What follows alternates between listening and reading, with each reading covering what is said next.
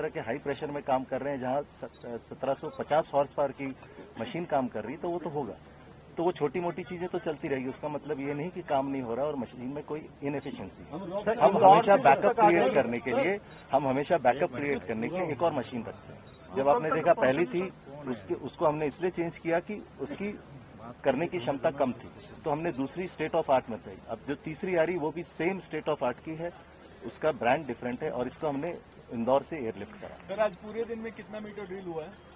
कल रात को मैंने आपको बताया था 6 मीटर करीब ड्रिल हुआ था और 6 मीटर से आप सुबह 9:30 बजे 22 मीटर बताया जा रहा था, उसके बाद हाँ, अभी तक नहीं, उसके बाद आपने 12 बजे ये बताया था कि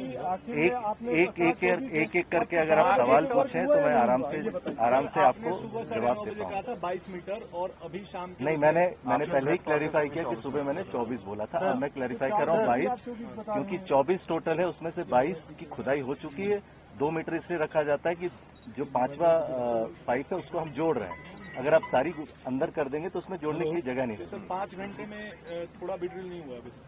5 घंटे में ड्रिल हुआ है। जैसे कि एक किसी भाई ने मेरे से पूछा कि क्या पत्थर आया था, तो इस तरह की चीजों को नेगोशिएट करने के लिए हम इंश्योर कर रहे हैं कि आगे के पत्थर को हटा दिया जाए और फिर से हमारी स्मूथ।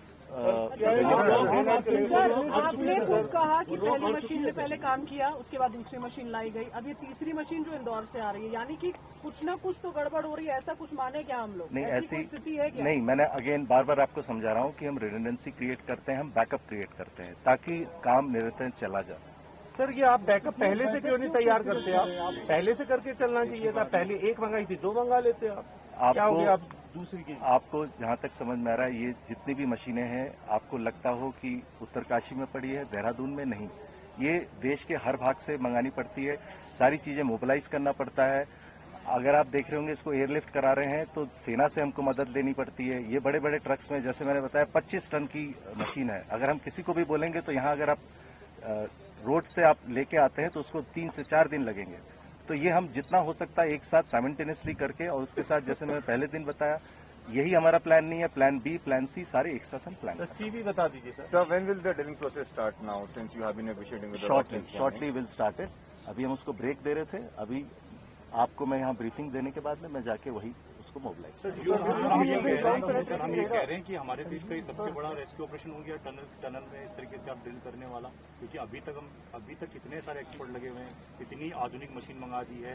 जितने परेशान लोग घूम रहे हो कह रहे हैं कि 5 घंटे बोलते हैं, 10 घंटे बोलते हैं, 12 घंटे बोलते हैं, 6 दिन निकल गए। सर, कुछ टाइम फ्रेम तो दीजिए, कुछ तो बताइए। देखिए, बहुत आसान होता है जब अंदर में आपको लगता है कि बहुत जल्दी रीच कर पाएंगे, लेकिन जहां पर आपको लगता है कि फ्रेजाइल नेचर है, जहां आपको लगता है कि वाइब्रेशन का ध्यान देना है, जहां आपको लगता है इक्विलिब्रियम भी मेंटेन करना है, तो वहां बड़े आपको लगता होगा कि ये बड़ा आसान है, लेकिन जब आप जाएंगे और खुद देखेंगे कि ये किस तरह से होता है तो आप पाएंगे कि बहुत ही नाजुक स्थिति से करते हुए लोगों का मनोबल भी बढ़ा के रखना है। आपको लगता होगा कि अंदर वालों को, मुझे तो बाहर वालों को मनोबल भी बढ़ा के रखना पड़ता है कि बात आप करते रहिए कार्य।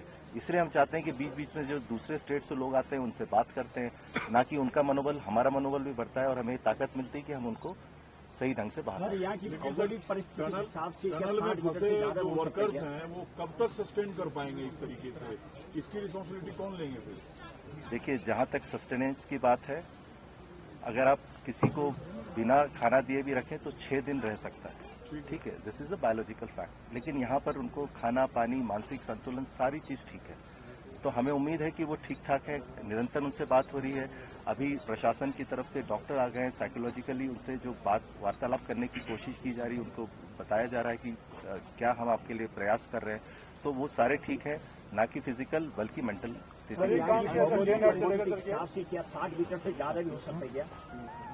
हाँ जी, बताइए सर। 9:30 बजे आपने परिस्थिति 9:30 बजे मीटर से ज्यादा भी हो सकता है क्या?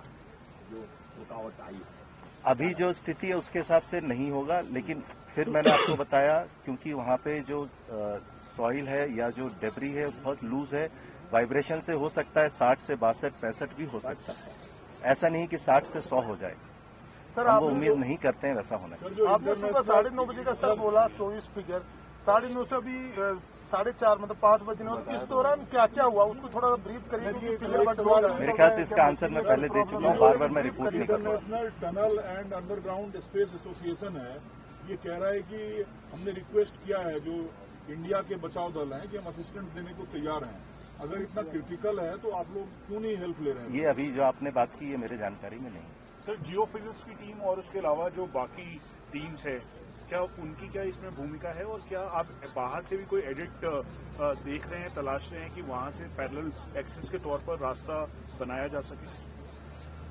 आपने जो ये सवाल पूछा, बिल्कुल ये इनके जवाब का, जो इनने सवाल पूछा था उसका जवाब देता है। जो प्लान सी की बात कर रहे हैं, तो अगर आप अभी आपने देखा होगा, हमारी सर्वे टीम गई हुई पूरा सर्वे करके आ रही है, कहाँ से लीस्ट मिनिमम जगह से वहाँ पे पहले हॉरिजॉन्टल और फिर वर्टिकल आए या वर्टिकल आए, कैसे कर सकते हैं, वो ऑलरेडी सर्वे कर रही है। उसका जैसे ही डेटा आएगा तो हम उस पर भी कार्य पैरेलल करेंगे। जो आइडिया सर, ये सर्वे जो आप आज करा रहे हैं 6 दिन बाद, आपको नहीं लगता बहुत जल्दी करा रहे हैं आप? ये सर्वे हम इसलिए करा रहे हैं क्योंकि हमें लगा कि जो 60 मीटर है उसको हम नेगोशिएट कर लेंगे, और ये सर्वे जहाँ तक कि आप पहले सुन लीजिए, मेरा जवाब सुन लीजिए। इसके पहले भी सर्वे हुआ, तब हमने पाया कि जो मैक्सिमम जो विड्थ था उसका 103 मीटर है, और 103 मीटर अगर आप वर्टिकल ड्रिल करेंगे अभी भी वो खतरा है। लेकिन जब हम इससे कामयाब अगर लग रहा है कि अगर नहीं हो पाएंगे तो हम वो भी स्थिति को देख ले रहे हैं कि 103 अगर वर्टिकल आते हैं तो फिर ऐसा ना हो कि वो मलबा ऊपर से गिर के जहां पे मलबा नहीं वहां पर भी फैल सके। तो इसीलिए हम चाह रहे हैं कि ये भी करें। इसकी अभी हम बोल रहे हैं पॉसिबिलिटी देख रहे हैं, हम ये नहीं कह रहे हैं कि हम वो करेंगे, क्योंकि मैं जहां तक मुझे विश्वास है कि जो हम जिस प्रगति से चल रहे हैं, जो हम हमारी तकनीक यूज कर रहे हैं, उसमें हम जरूर सफल हैं। सर, क्वेश्चन ये है सर, धन्यवाद। अगर स्थानीय बात मानी जाए सर, क्योंकि स्थानीय लोग यहाँ पर ये बोले कि ऊपर बौगनाग का देवता है, और जब यहाँ पे स्टार्टिंग हुआ है काम तो उन्होंने ये कहा था कि यहाँ पर एक सैंपल बनना चाहिए, क्योंकि स्थानीय लोगों में एक आक्रोश है कि कंपनी ने इसको जो इग्नोर किया था। इसमें क्या कहेंगे आप? क्या एग्जिस्टेंस तो जरूरी है ना? देखिए, ये जो बात आपने कही ये मेरे लिए नहीं है, तो इस पर मैं रिएक्ट नहीं करूँगा। सर, नॉर्वे और थाईलैंड से जो आप आइडिया शेयर कर रहे हैं, टेम्परेचर क्या रहेगा लाइटिंग का? वो अंदर क्या है? लाइटिंग है, 2 किलोमीटर की टनल है, फूड है, पानी है। देखिए, अंदर जब भी आप किसी इंक्लोज एरिया में जाते हैं ना, तो वो बड़ा कंफर्टेबल रहता है, क्योंकि बाहर इतनी ठंड है। तो अंदर, जैसे मैं भी अभी जब अंदर जाता हूँ तो आप देखेंगे जैकेट उतार के अंदर बड़ा रूम टेम्परेचर टाइप का।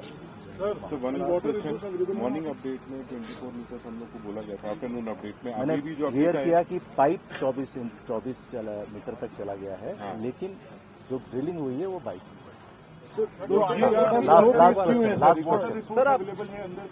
Already water resources. हाँ, वो सारा हम यहाँ से पुश करके जो हमने बताया, हमारे जो पाइप हैं 4 इंच वाले, उससे हम ऑलरेडी उसको पहुँचाए।